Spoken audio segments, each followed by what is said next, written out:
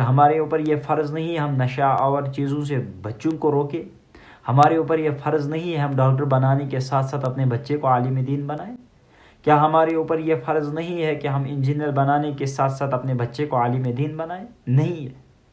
اس کے بارے میں کل پوچھ ہوگی، اور پوچھ اتنی خطرناک ہوگی کہ چھوٹنے کا کوئی بھی آپشن نہیں ہوگا. دین کی جو اصل سمجھ ہے وہ ہمیں کب آئے گی؟ عزیز دوستو، اس کا ایک ہی جواب ہے. دین کی اصل سمجھ اس آدمی کو آتی ہے جس آدمی کی قربانیاں دین کے اوپر لگتی ہے، جو آدمی قربانیاں دین کو دیتا ہے، جس آدمی کو اللہ تعالیٰ نے جس انداز سے بڑا بنایا ہے. چاہے کوئی آدمی مالی اعتبار سے بڑا ہے، کوئی آدمی عہدے کے اعتبار سے بڑا ہے، کوئی آدمی علم کے اعتبار سے بڑا ہے، اسے ہر لیول سے دین کی مدد کرنی چاہیے، اسے دین میں حصہ لینا چاہیے. نماز کی فکر ہمیں کیوں نہیں ہوتی ہے؟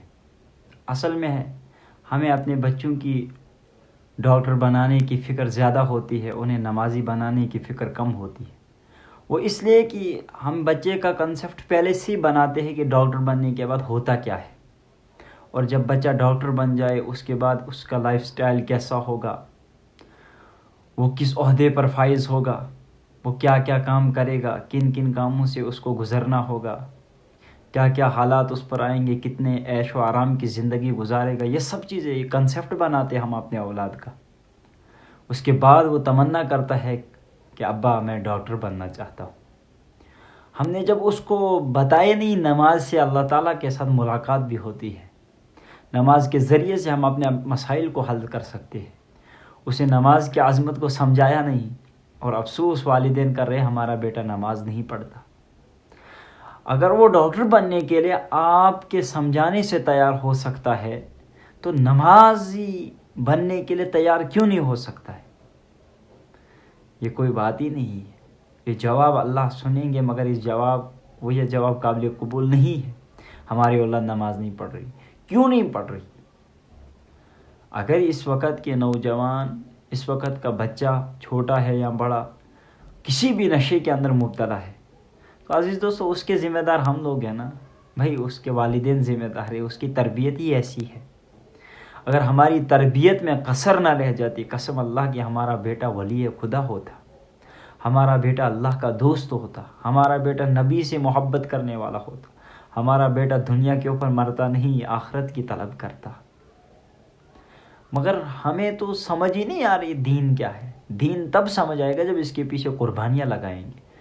دیکھو اللہ کے حبیب صلی اللہ علیہ وسلم نبی ہونے کے باوجود پتھر کھا رہے ہیں، نبی ہونے کے باوجود وہ اپنے اوپر تانا زنی سہ رہے ہیں، نبی ہونے کے باوجود وہ ان کو پاگل قرار دیا جاتا ہے، مگر ساری تکالیفیں برداشت کی.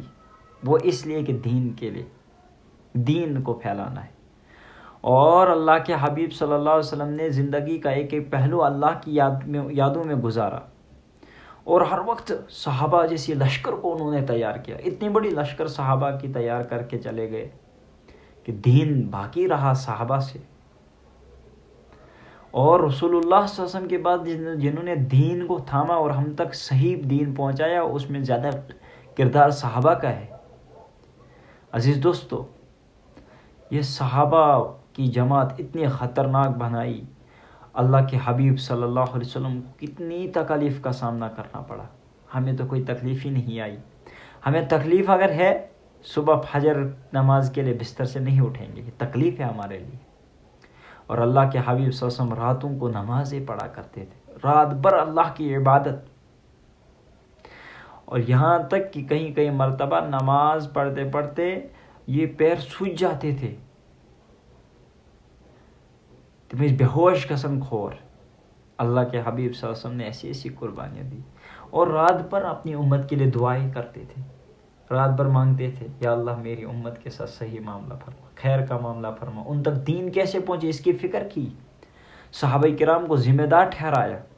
جب حجۃ الوداع کے موقع پر رسول اللہ صلی اللہ علیہ وسلم نے صحابہ سے مخاطب ہو کر کہا کہ صحابہ میں نے تم تک دین پہنچایا، انہوں نے اقرار کیا، کہا اس کے آگے فرض ہے تمہیں کہ تم آگے والوں تک پہنچاؤ۔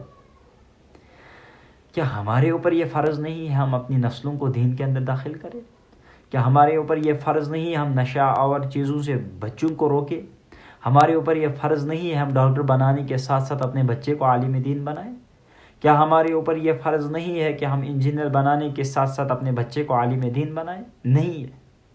اس کے بارے میں کل پوچھ ہوگی، اور پوچھ اتنی خطرناک ہوگی، اتنی خطرناک ہوگی کہ چھوٹنے کا کوئی بھی آپشن نہیں ہوگا۔ جہاں لوگ ایک نیکی کو ترسیں گے، وہاں جب دوسرے کا حساب دینا پڑے گا اس وقت بہت پچھتائے گا آدمی اور افسوس کرے گا، مگر اس افسوس کا فائدہ کوئی نہیں ہوگا، کیونکہ اللہ تعالیٰ نے جو زندگی دی ہے اسی زندگی میں کرو، جو کچھ کرنا ہے آخرت کے لیے تیار کرنا ہے کرو اسی زندگی میں، اور دنیا کے لیے کچھ کرنا ہے اسی زندگی میں کرو۔ مگر یہ دنیا تم سے وفا نہیں کرے گی، اس نے وفا اس کے ساتھ نہیں کی جس کے لیے یہ دنیا بنائی گئی، اور یہ کبھی وفا نہیں کرے۔ یہ دنیا بے وفا ہے، بے وفا سی دنیا میں دل لگا کر جینا یہ بھی غفلت ہے، یہ بھی ایک نالائکی ہے، یہ بھی ایک کم عقلی ہے کہ بے وفا ایک چیز کا آپ کو پتہ ہے یہ بے وفا ہے، یہ وفا نہیں کر سکتے، اس کے باوجود اس کے پیچھے پڑے ہوئے ہیں اور ہر طرف سے اس کو کمانا چاہتے ہیں، ہر طرف سے اس کو اپنانا چاہتے ہیں۔ بس فلاں نے یہ لباس پہن لیا ہم نے بھی پہننا ہے، پہنو جی۔ رسول اللہ صلی اللہ علیہ وسلم کا خیال نہیں رہا میرے نبی نے یہ لباس پہنا میں بھی پہنوں گا، فلاں آدمی نے آج ہیئر سٹائل ایسے بنایا میں بھی بناؤں گا، ہمیں نبی کا ہیئر سٹائل یاد نہیں رہا۔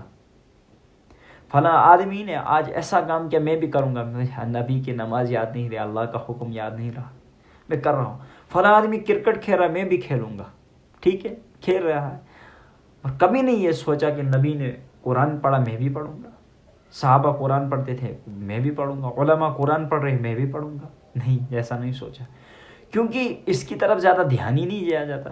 اور جب ہم کسی بچے کو سمجھاتے اس کے والدین کہتے ہیں یہ مسنون ازی ڈپریشنس میں یہ کہنا ڈپریشن کا شکار، یہ باتیں بچوں کو سنانے کی نہیں، ان کو سمجھاؤ اس وقت ڈاکٹر کیسے بنا جاتا ہے، اور جب یہ ڈاکٹر بنتے قسم اللہ کی جنازے میں والدین کے کھڑے ہو جاتے، پیچھے والدین کا فوت ہو چکا ہوتا ہے، آگے رکھا ہوتا ہے جنازہ اور پیچھے یہ کھڑے ہو جاتے تکبیر کہہ کے، ان کو پتہ ہی نہیں ہوتا اس میں پڑھنا کیا ہے۔